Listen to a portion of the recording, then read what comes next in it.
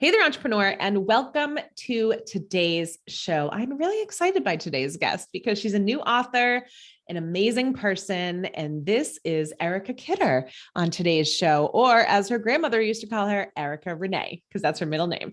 And she is the author of a brand new book, which is called Blacked Mixed With, and she's the creator of the inspirational lifestyle blog, Black Broke Single Mom. And more importantly, she's dedicated to empowering people to embrace individuality, celebrate all their authenticity, and then find creative ways to actually live authentically, go figure, folks, and up to their highest potential. And, she's right in my backyard over here in Massachusetts, which is how we got introduced by a mutual friend. And I think she's amazing. So, Erica, thank you so much for being with me here today.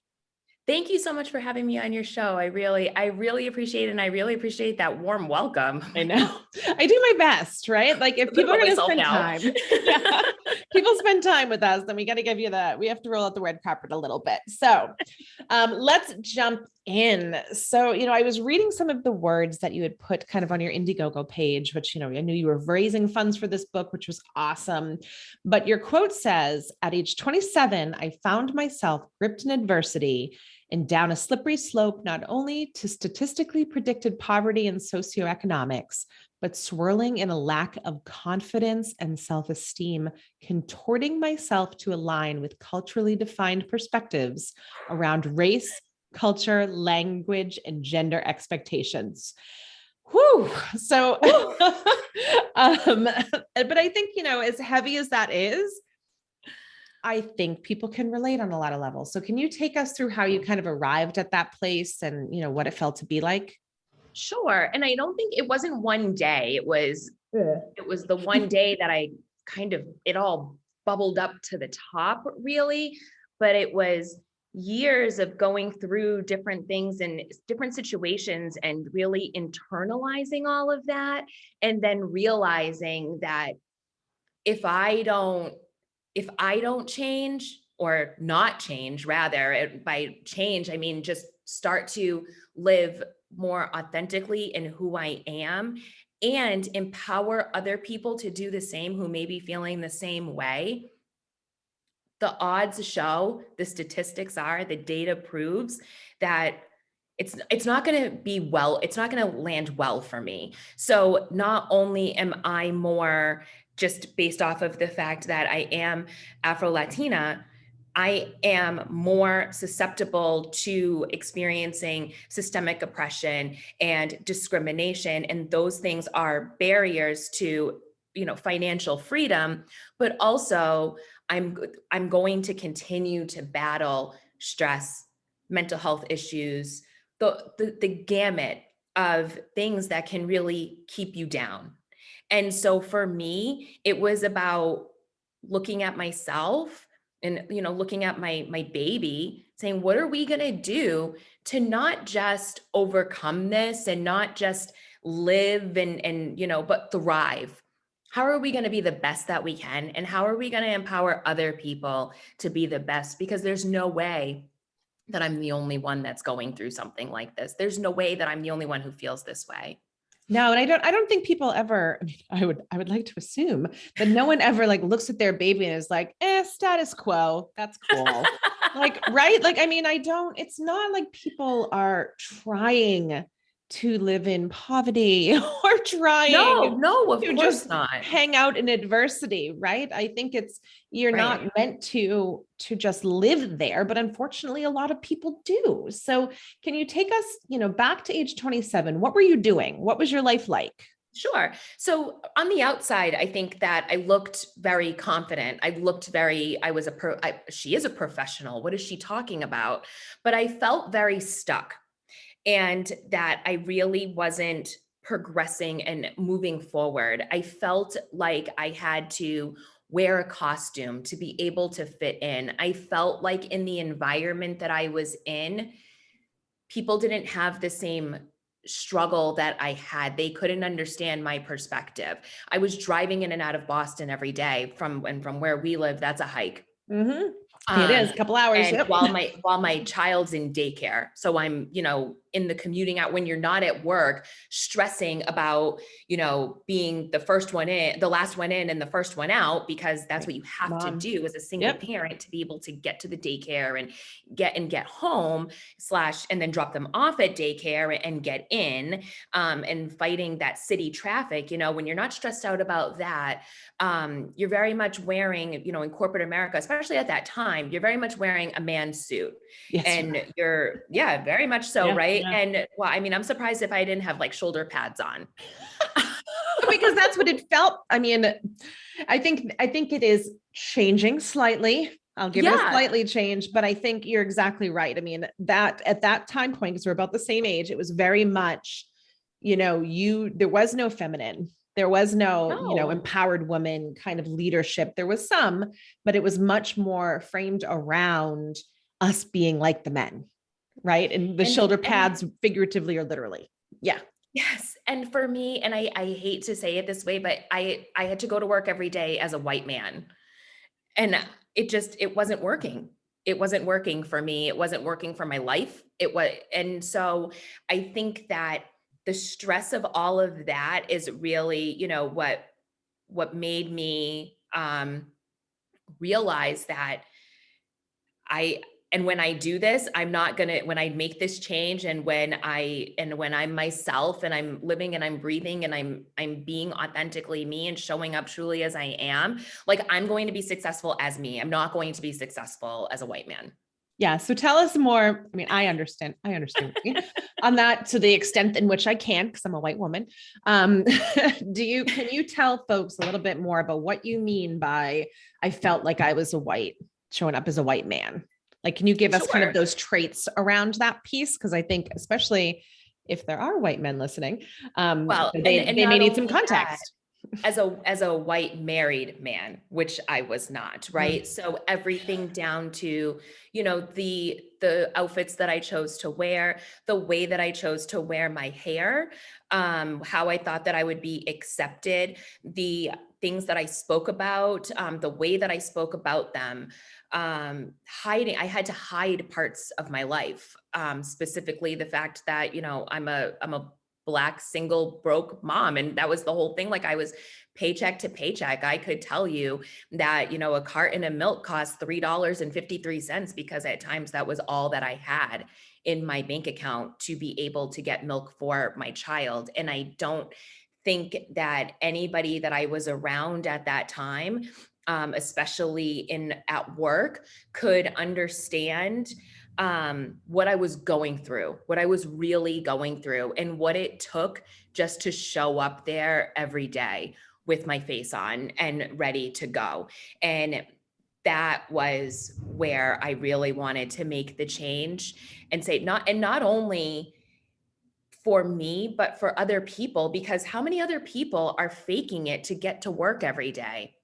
Yeah. They're living through a lot, so many different challenges and things that are going on, and you can't be who you are, because you're feeling like, if I show my real self, I am not going to be accepted. I'm not going to belong here. They're going to lay me off. They're going to find a reason for my performance or something. I don't belong here. And I didn't want to live that way anymore. Yeah. I mean, and I think fast forward to today, I think a lot of companies are waking up to that because they don't have a choice. But some companies are also kind of quasi halfway, maybe sort of waking up to it, or checking a box or something like that. I'm not sure, but I think what you're stating is such a real fear. I mean, on a lot of levels. And I think my friend Sadie says, or Sudrola, who's a past guest here, says everything's kind of on a spectrum, right? Like, depending on, like, the white men are at one end of the spectrum, and depending, how far you go across the line is how many more kind of layers of complexity you have on you when you're thinking this stuff through. So like you just said, you were falling into a statistic that, yes, as a white woman, I could sit here and go, well, I've struggled monetarily, but I'm not a statistic necessarily, right? And there's a different kind of psychological impact around that, right? Exactly. And it was my goal was I didn't just want to overcome being a statistic. I wanted to transcend. Yeah. And so that the statistic, to the point that it's not just me, it's beyond me. Yeah. And that's really um, where I started to feel very strongly about advocacy Yeah. as well. Yeah, because I think it's kind of hero's journey-ish, right? Like when you look at it, and it's like you can go through it, get the call to action, go through the struggle, feel all the things. But if you don't kind of complete that loop of teaching it or taking others with you, or, like you said, beautiful word, transcending it, then, you haven't completed the whole journey, right? And you have so much more journey ahead of you, which I'm so looking forward to seeing. So when you kind of look at that and you look at from 27 to today, what does that look like for you? Sure. So the focus of my book, people ask me a lot about the title and, where did you get Black mixed with? And I go through this whole thing about how I was always asked the question, well, what are you? And I have a slew of ways. Shameless plug, read my book and find all the ways in which I have tried on to label what I am. But it really, Black mixed with is intended to actually shift the focus from being Black mixed with Italian, Puerto Rican, or whatever it is that you happen to be mixed with, to really looking at yourself and understanding the special virtues and authentic qualities that you have that make up your own beautiful mosaic. So it's not I'm Black mixed with Italian and Puerto Rican. It's, I'm Black mixed with empathy and self-acceptance and love and happiness and courage and ambition and all of these things that make me who I am. These are what I now consider to be my superpowers that I bring to the table. And I've uncovered these virtues and these superpowers from all of the lessons that I've learned through these adversities that I've lived. And that's what I intend to share out in the world. And so, I really want to empower people to look at what their mix is and bring that to the table, bring that to the world, because that is what's important. And that's what is authentically you. Yeah. And I think those are the things that, to your point, they transcend all racial things, right? Absolutely. Like they're human things, they're human qualities. And I'm not saying that to negate the fact that shit's broken, right? I don't want to say that either. There's so much stuff broken, right? Where there needs to be the spotlight shown on the inequalities and things like that. But I think a good part of being able to advocate for that is also, to your point, understanding that you're so much more. You're more than that statistic that you said, right? So tell us a little bit about the empathy part of it. Like how is that playing in? Sure. I mean, I know what empathy means, all of us do, but at which point did empathy kind of help you on this journey? Sure. I remember, so I am an incredibly empathetic person. Like and it's strange. I must have been, I cry at like Tide commercials. Like I can I feel you. So I must have really been, really shoving that deep down for a long time, because I'll never forget this. We had a coach at one point come in, for a team that I was managing. And he said to me, after he brought me a pile of books, and the titles of the books they were titles like, people skills. And like I was like, Management 101. I have the best. It was emotional intelligence. I'm like, I have the best people skills. Like, I don't understand. And so I said something to him like, are you trying to say something with leaving me all of these books? And he said, well, you're not very empathetic. And I was, what? So I started to really unpack what he meant by I'm not showing empathy. And I am incredibly empathetic. I think that I got the message along the line that it was cool not to be empathetic. And so I really made sure, I really tossed that to the side, said, that's not even who I am. And so if that's what's being portrayed about me, then I'm not living who I am at all. And so I really started to, with my project teams and in my relationships, put not only who I was out on the table and meet people there, but also I think when I started to share more of my story and more of just who I was, I mean, like, not making people feel uncomfortable, like, Right. hey, nice to meet you. I'm Erica. I'm a broke single mother. And this is so like, not like that. But it kind of, it made people feel like they could be themselves as well. And so what I found was that empathy and really understanding and having the ability to feel, what other people are going through and to hear them out and to understand, like, let's give people the benefit of the doubt, right? Like, I'm sure that most people, like 99.9% of people, are showing up and trying their best every day. Yeah. Or, I mean, I Let's think give that's, yeah. No, sorry, I cut you off on that. no, Yeah, it's I'm true so though, excited to like, hear it. let's meet people where they are and understand, that, and just have that understanding for them. And when I started to do that, I felt that empathy was it was the bridge of human connection. Yeah. And that bridge to human connection, once that was opened, that fostered an environment of belonging. And when you have an environment of belonging, you have a high performing team. You do. You really do. You really do. And I think it's funny that you say, again, like, so much of this conversation just kind of exemplifies like the shift in workplaces that we've seen over the last, decade or two, where you're exactly right. God forbid you showed empathy 10 years ago. I mean, and in some situations now, you would have been, too passionate, right? Or, don't cry in the workplace, or kind of all of those like unwritten rules where, to your point, you had to compartmentalize and you had to kind of put on this very masculine energy. But like that person said to you, simultaneously be kind of pinged for it and like penalized for it because you weren't empathetic enough, right? So you're like, am I supposed to be emotional, or am I supposed to be a badass, or am I supposed to, like, which one? Pick one, folks, right? Because it makes your head spin when you talk about that shit. So, but I love the message that you're saying here is that, like, you don't have to pick it based on them.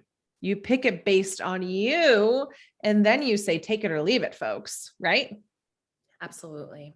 Yeah. So, I mean, and you're spot on too, especially now. I think everyone needs to hear kind of the message of empathy, because I'm with you. I believe people are doing the best they can with what they've been given. Because again, Absolutely. similar to earlier, I don't think anyone wakes up and is like, I'm going to be a complete fucking disaster today. Like, No. who, like, I don't think people function like that, but sometimes situations, they can take their toll on folks. So what other virtues are kind of featured in the book, or what are your favorite ones in there? Sure. So, my favorite feature of the book is self-acceptance. And so that one is about my hair and my hair journey being a journey of self-love and self-acceptance. So that is one of my favorites. Also, there's the virtue of courage. Yes. And so that one is really phenomenal as well. And the rest you have to read. So read. let's explore the hair thing. Because I remember I had a friend a couple of years ago who, we were at a conference, and she literally had a t-shirt that was like, don't ask me about my fucking hair, like, or don't touch it, or don't, like, it's my hair. Yeah. And like in the category of like, if I'm pregnant, don't just assume that you can like rub my stomach and tell me about it. So, can you talk to us about that for people who are like, the hair, what the hell does that have to do with anything? Mainly white folks. Please tell us. Yeah. So my hair was really the first indicator to me that I was different when I was growing up. So this really started to strike me around 5 years old.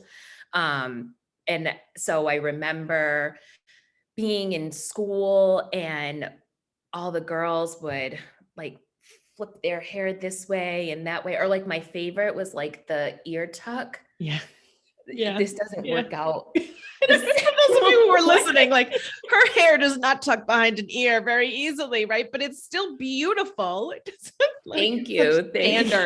So social standards. And I remember they would like, swing their hair and it would like smell so great, like all of this stuff that I did not have. So this really was the first tip to me that I'm different. Like and I can't get on this hair level. And people would sometimes make comments about it. Or, we would go to hair salons and they wouldn't know how to do my hair. Or, people, they make comments or try to touch it and, things like that. And it made me really, I guess, in addition to comment, there really wasn't anybody else around me that had this hair either. So I felt I didn't know what to do about it. And because it's different and because there is not a lack of representation, because there is a lack of representation around it, and especially at that time, and I didn't know what to do, it really took a toll on my self-esteem. And so I went on around the time of corporate America, actually it was when I was 16. So 16 until, I want to say 32, I was in the Weave Olympics. Like I was obsessed. I mean, I had found my thing, and long, straight, and shiny was my thing. And, so from that point, I always had like my hair extensions and my weave, and that was how I would blend in. And that was kind of my armor. And I don't mean to say it in a way that if you have a weave or hair extension or anything like that, that's what you're doing. I'm not putting that on anybody else. That's what I was doing though. Yeah, I wanted to blend in. I was camouflaging myself so that I could be perceived as more acceptable, more, white centric, basically more acceptable for corporate America. And that was part of it. That was part of the body armor, along with the outfits and, being a lot of things that I wasn't. And so, over time, I started to have this kind of awakening as to who I really was. I ended up going on, what we all call the natural hair journey. And I've done like the big chop, the asymmetrical bob, the, my training wheels weave, which is like, it's like only like a little tiny bit of weave, like over here, and, all of that, into ultimately just accepting, my hair. And kind of, there were times where it's like, I kind of felt like I had like wearing my hair like this. It was almost like walking the plank. Like, someone going to say something? Are they going to look at me funny? Is someone going to make a comment? Like, what is it going to be? And overcoming that, that insecurity around it. And really also looking at the beauty of being different, of accepting it and even accentuating it, and making it something that I really embrace now. And, now I wear my natural hair and I wear it in all forms, and it doesn't matter. It's more about my own self-expression now, rather than about trying to blend in to appease and make other people feel comfortable. Now it's just about what I want and how I'm feeling that day and what works for me. Yeah. Which I think you hit the nail on the head right there. You hit the nail on the head, making other people feel comfortable, right? I think as women, we're all really good at doing that, right? Yeah. But, I like the fact also that you're saying that you're looking at it as an external, like before you're looking at it from an external validation, right? Like, let me look and see, like you just described it perfectly. I'm scanning who's going to make the comment, who's going to do that. Like, you're always on, and it's exhausting. I can imagine just being like always on the ready for that, or on the defense, or however you want to state that. But instead, kind of having that journey of saying like, no, I want the internal validation part. Like you said, like that self-acceptance. That's like, this is me. Again, take it or fucking leave it, because this is how it goes. And I think a lot of us can relate to the chameleon part of it. Definitely not on the same level as you're describing, but that chameleon part rings true for a lot of folks. It really does. And I actually, for the book, I actually wrote a whole piece about being a chameleon. And I think I left it on the editing floor, to be honest. It was, I mean, I went way deep into like how chameleons move. I could give you the whole history on chameleons at this point. I researched chameleons like up the wazoo. But that's really what it was. And it was around really trying to blend in. And you shouldn't have to blend in. And as a matter of fact, chameleons don't intentionally blend in. They change their colors to stand out. So, and so I always, that was something that, I was toying with as well with that concept. It's like, you're not born to blend in and just to be, kind of basic in this environment. Like, you're born to stand out. So be you. Huh, that's really interesting. I feel like that in itself could be an entire marketing line right there. It's like just disproving the chameleon point of things, right? Like, at one point I was going to have the book cover be a chameleon. Yeah. Well, I mean, because I think everyone knows what that means, right? Like why? Yeah. So interesting. I'll be coming to you and I know inevitably one of my kids will do a report on chameleons. I've got it all. So talk to me a little bit more about the courage aspect, because I can imagine that every day is a courageous journey when you're fighting a system that's kind of like just not built to hold you or not, and there's so many different standards out there. So talk to me a little bit about the courage aspect of things. Yeah, sure. So the courage is really, everybody can have the courage to stand up and to, say something or to speak out, and that's courage. But really, the courage that I'm talking about was the courage to be vulnerable, the courage to really put yourself out there and be who you are, regardless if people are going to accept it or not, or make comments or look at you funny, and to still be at the table as you are. The courage to be truly you. That's really what that is about. And in that courage too, and being, and all of those things kind of go together. It's in the courage to be vulnerably seen and to be vulnerably you, and then to bring into that with joy and purpose, right? And to live authentically as yourself. And then, to kind of tie it all together, to find gratitude in that, right? Yeah, because I think that's and to express those things is really, I feel, the catalyst of it. It's the action of it that helps with the transcending, right? Yeah. And so I was in this place, and we, we talk about it and catalog that journey, and people say, well, how did you do it? It's really from within, and it really starts with the courage to be vulnerably seen. Yeah. Yeah. Cause I think, all of us are scared to be truly seen, right? On a lot of levels. But, I think also, I would imagine that courage also goes alongside the fact of keeping going with it as well, because you can put yourself out and be seen, but then, you can also get the backlash from that of being seen. So the continuation of courage, and I imagine, is that where the gratitude part comes in too? Because if you're actively searching out the gratitude in a situation, does it make it easier to ignore the hits? Maybe. I don't know if ignore is the right word, but you understand what I'm saying? Not ignore, but it's right to change the perspective of the hits. Yes. To help overcome it, and to really to see the hits more objectively. Yeah. Because they can't be, I mean, I agree. Ignore is not the right word there, because you can't ignore some of them. Right. But to be more objective about it, when you are practicing that intentional gratitude and living in joy and purpose, the hits don't hit as hard. Yeah. Or you just let them kind of roll off because you know who you are when you go to bed at night, I would imagine.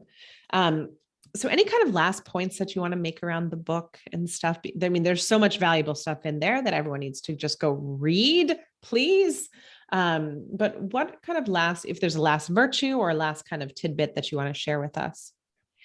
I would just say that my last tidbit is just have the courage to be you and to embrace all of the unique characteristics and circumstances and thoughts and perspectives and experiences that make you you, and bring it to the table, because the power is in the diversity of all of those things that we all collectively bring. And so if we're continuing to hide them, no one is getting the benefit and we're suffering.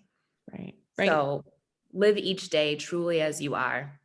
I love that. I love that. And we'll just, I mean, if you're not, we're just going to continue. Like, I think people think the more, we all try to strive to be the same, that's the answer on some weird level, but I feel like that just splinters us more, in a weird kind of backfiring way. You don't get to see the beauty. You don't get to see everybody's unique perspective, which makes up this amazing world. I know that sounds like a little kind of rainbows and butterflies and like optimistic. I know, but it's true though.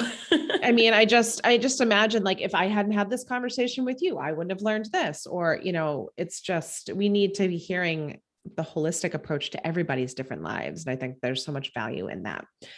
So tell people where they can find you, where they can, learn more about you so they can get this book. Sure. Everything that you need to know about me is on ericakidder.com. Awesome. Easy, guys, right? Easy, everybody. We like to make it easy around here. So Erica, you are beautiful. I love you. And thank you so much for being here with me today. Thank you for having me.